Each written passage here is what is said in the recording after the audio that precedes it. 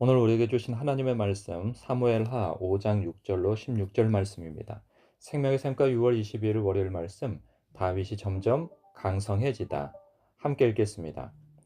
왕과 그의 부하들이 예루살렘으로 가서 그 땅 주민 여부수 사람을 치려 하매 그 사람들이 다윗에게 이르되 내가 결코 이리로 들어오지 못하리라. 맹인과 다리 저는 자라도 너를 물리치리라 하니 그들 생각에는 다윗이 이리로 들어오지 못하리라 함이니라. 다윗이 시온 산성을 빼앗았으니 이는 다윗성이 있더라. 그 날에 다윗이 이르기를 누구든지 여부수 사람을 치거든 물깃는 대로 올라가서 다윗의 마음에 미워하는 다리 저는 사람과 맹인을 치라 하였으므로 속담이 되어 이르기를 맹인과 다리 저는 사람은 집에 들어오지 못하리라 하더라.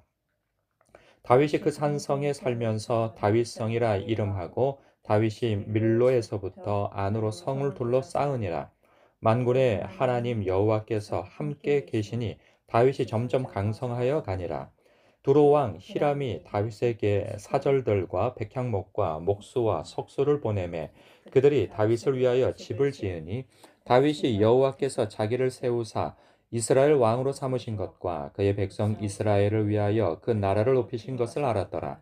다윗이 헤브론에서 올라온 후에 예루살렘에서 처첩들을 더 두었으므로 아들과 딸들이 또 다윗에게서 나니 예루살렘에서 그에게서 난 자들의 이름은 삼무아와 소밥과 나단과 솔로몬과 이팔과 엘리소아와 네벡과 야비아와 엘리사마와 엘야다와 엘리벨렛이었더라. 아멘.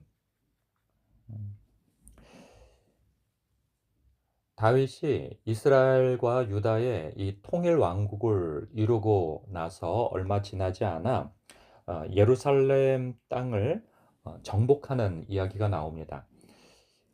이때만 해도 이 군사력이 잘 정비되지 않았을 것인데도 하나님께서 능력 주시고 힘 주셔서 이 예루살렘을 점령하는 이 에피소드가 나오는데 이 예루살렘 땅은 가나 가나안 정복 시기에 여호수아 시대 때에도 정복하지 못한 땅이에요. 하나님께서 허락하신 땅이지만 이스라엘 백성이 겁을 먹고 혹은 안정을 취하느라 마땅히 점령해야 할 땅을 점령하지 않았어요.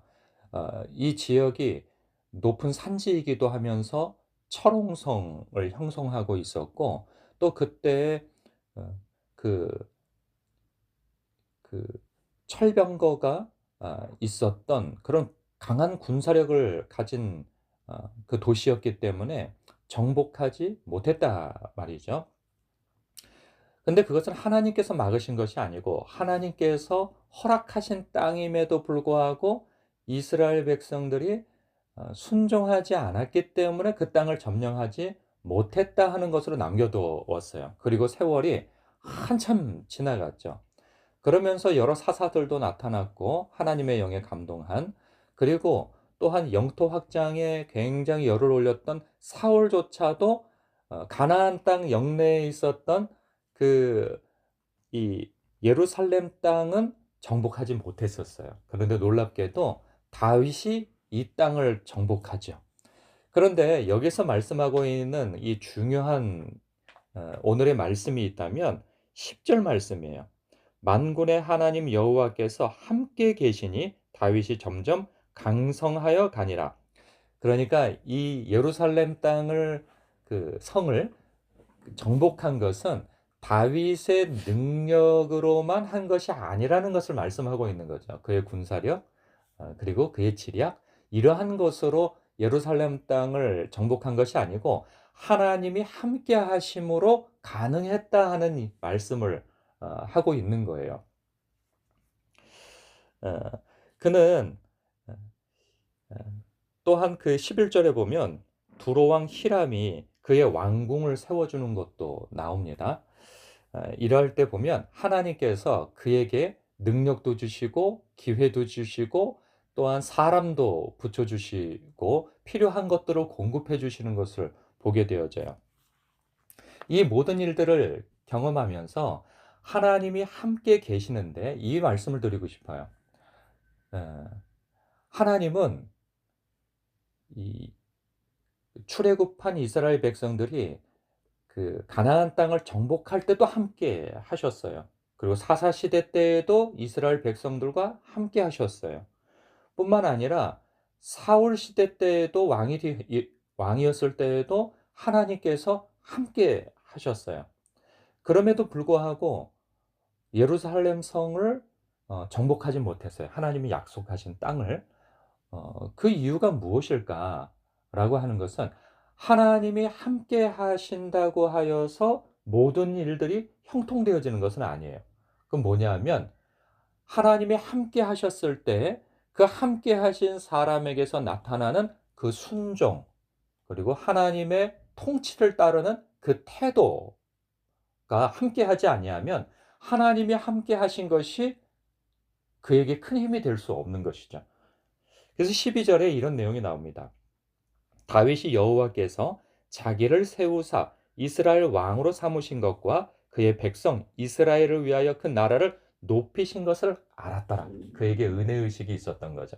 그러니까 하나님을 아는 지식이 그에게 있었던 거예요. 그렇기 때문에 오랜 세월 광야 땅에 있어서도 하나님의 때를 기다렸고 10여 년 동안, 또한 그 헤브론에서 왕이 되어졌을 때에도 통일 왕국을 이루는 데 있어서 하나님의 뜻대로 통치하기 위하여서 기다리는 삶을 살았습니다. 그러니까 하나님이 기름 부어 주셨다고 해서 자신이 통일 왕국을 이루려고 하기보다는 하나님의 때를 기다리고 하나님의 방법을 자기의 생각보다 존중하고 그리하여서 하나님의 뜻대로 통치하고 다스렸던 것이죠.